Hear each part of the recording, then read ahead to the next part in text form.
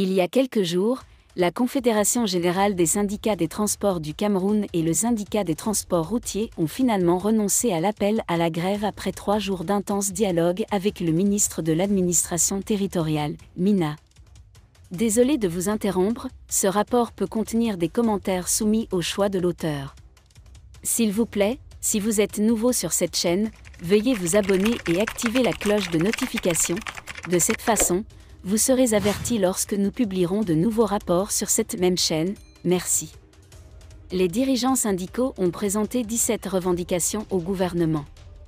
Après avoir entamé le dialogue avec Minatu, les partis ont considéré 6 d'entre eux comme pertinents.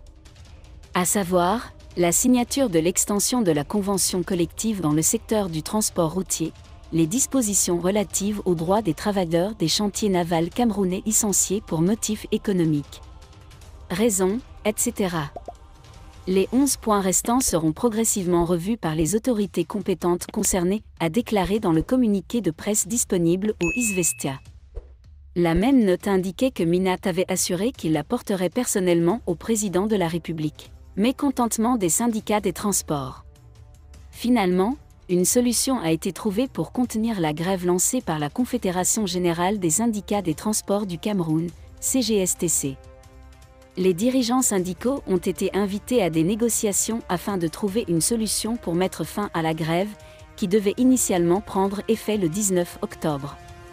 Concentrez-vous sur l'apaisement du climat social, le maintien de l'ordre public et le rétablissement de la confiance dans le gouvernement après la grève. En effet, Mina a convoqué une réunion des chauffeurs et transporteurs routiers les 13, 14 et 15 octobre 2023, à l'issue de laquelle les chauffeurs ont accepté les recommandations du chef de l'administration territoriale. À propos du président de la CGSTC, nous sommes très heureux car notre mécontentement a été transmis directement au chef de l'État. Nous garderons notre calme et redonnerons confiance à notre gouvernement. L'appel à la grève a été annulé, a répondu Pierre Nimek Ntamak à la télévision nationale CRTV.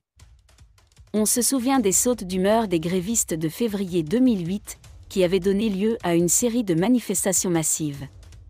Une semaine de grève, de manifestations, d'émeutes, une semaine de manifestations extrêmes où les gens, en particulier les jeunes, descendent dans la rue, crient et expriment leur colère et leur rage contre le régime. Les médias ont qualifié ces soulèvements des « émeutes de la faim ». Cette fois, le gouvernement n'a pas tardé à prendre des risques. Merci d'être resté avec nous jusqu'à ce point, comme toujours pour promouvoir la liberté d'expression. Laissez vos opinions à ce reportage dans la section commentaires ci-dessous. Si vous avez aimé cette vidéo, merci de liker, partager, commenter et surtout vous abonner à la chaîne. Et on se retrouve très vite pour une prochaine vidéo.